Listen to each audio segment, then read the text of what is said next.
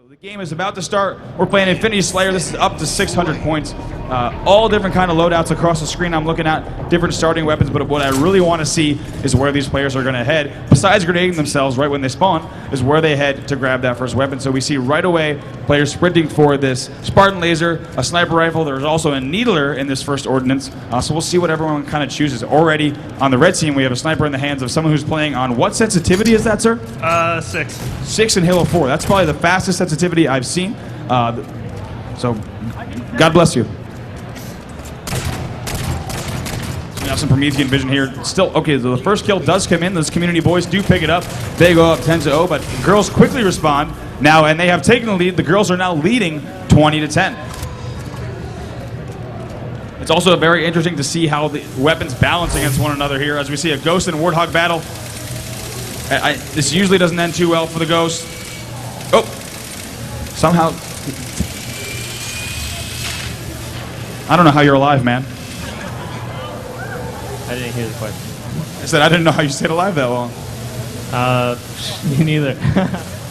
All right, so now we have a tie game here. This game actually going much faster than the other games that we've seen over here. So we're going to swing around the girls. Siren with a sniper in her hands, missing a second shot. That's not acceptable.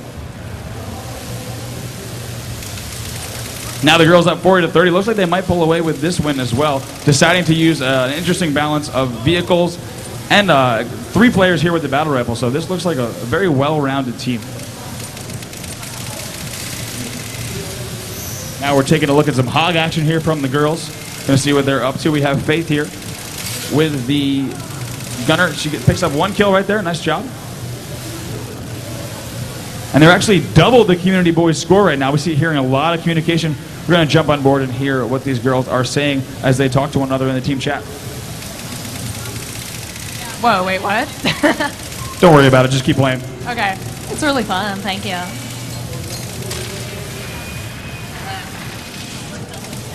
So some excellent Warthog work here from the girls as they're on a run, but they do flip. Get back in there. You hear the girls talking about they're trying to get top control throughout this match. They still have double the boys' score. So we're going to see if they're able to pull away with this. Obviously, all of these guys here at the event did have a chance to play Halo 4. They were some of the first in the world.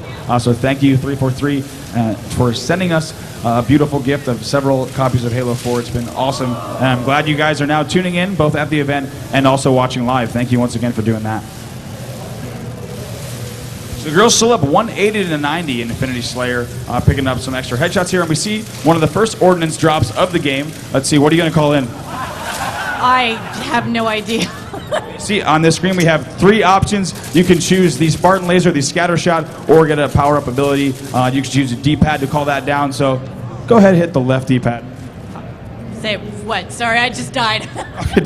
When you spawn, when you go ahead and spawn, go ahead and hit this. I'm doing it for you. Okay, you're calling an ordnance. So now you can go ahead and pick up that scatter shot. Once again, that is the Forerunner shotgun. You can pick that up, and deadly at close range, but from what I've seen, very difficult to use at any mid-range length. You really want to have your primary out until you're right next to that opponent. You can pull out that scatter shot last second, perhaps even with Promethean vision, and really just get that last-minute kill.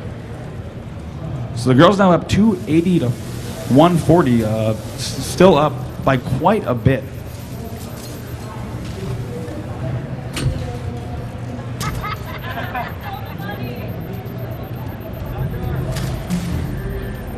We see some headshots here from the community boys. Tell me, man, this game's been going a little rough for you. It's kind of hard. Oh, I think you might have got that hog. It's been going rough. The girls have kind of total control. What do you think so far? It's been fun. All right, well, as long as you're having fun. The girls go up 300 to 170.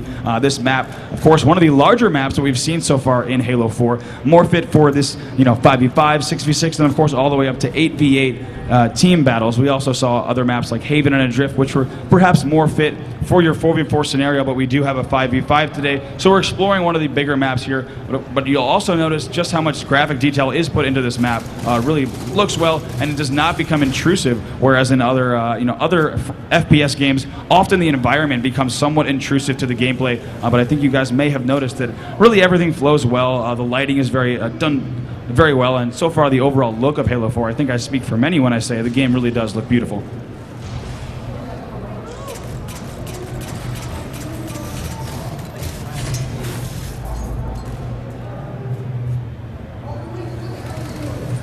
So now 340 to 220, going to swing on over here, see what the girls are up to. They still have 3 different battle rifles out, and they were all in a vehicle, but they get blown up. But they're still up by quite a bit here. So 350 to 270. They still have quite a lead, and they're still communicating, letting each other know when they die and exactly what they got to do. And they're saying that they need to sing together to win. Tell me more about this. You guys sing together? Rule number 1 is always stick with your teammates. Always have someone to watch your back.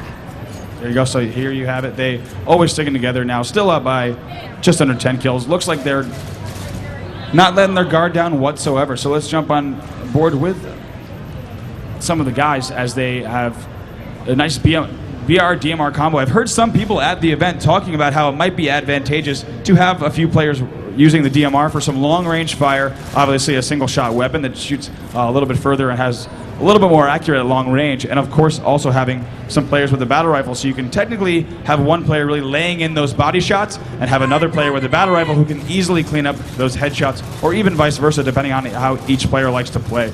So now with these different classes, with these different upgrades, packages, you can really cater how your whole team plays and really change it around. We see some Promethean Vision here from the boys, and something you guys may have noticed as well is that while you have Promethean Vision out, I was speaking with several people who got a chance to play the game, it's actually still very easy to keep shooting while you have Promethean Vision out. It's not an ability you only use to find an enemy, but you can actually shoot your enemy very well while Promethean Vision is still out. So extremely advantageous to use that when you're turning a corner. You can actually leave Promethean Vision on and continue that battle. You don't have to turn it off to really worry about getting that headshot. And I've seen that several times, players picking up multi-kills because of that. And you also see some new medals here, also like Wingman, of course, returning to the game and assist. But now you'll also see distraction bonuses and new ways to get points for your team, and they're still all teamwork oriented. So really enforces and encourages you to play as a team. Siren, you guys are still winning here, 440 to 350.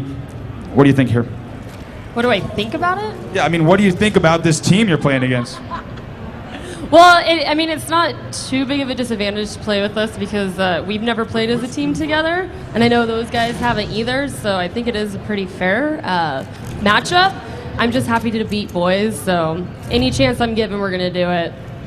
Okay, cool. Well, you guys have been playing very well up here on the main stage here at RTX.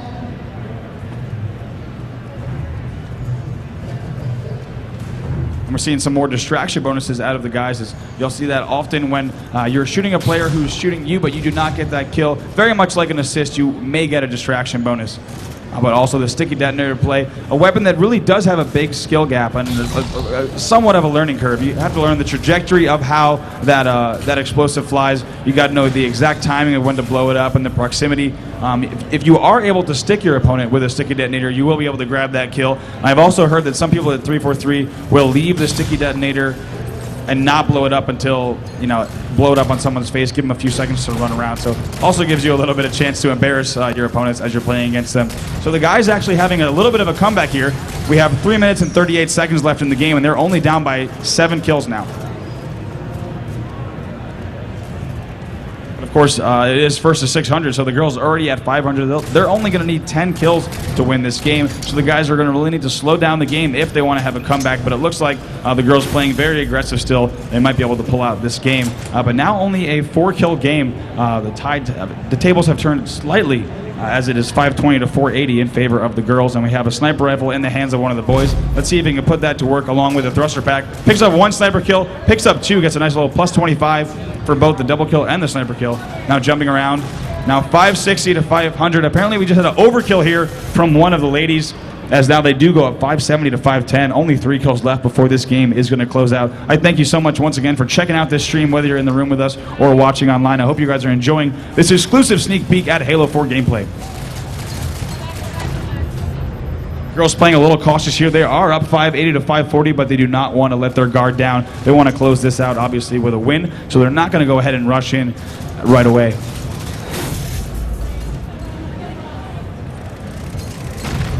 Only 1 kill left, 590 on the side of the girls, but game is not over yet. Now 590 to 550. The girls might be able to get this last kill, and they do close out the game with some teamwork, grabbing some assists there. So give it up one more time for the girls as they close out that extra victory.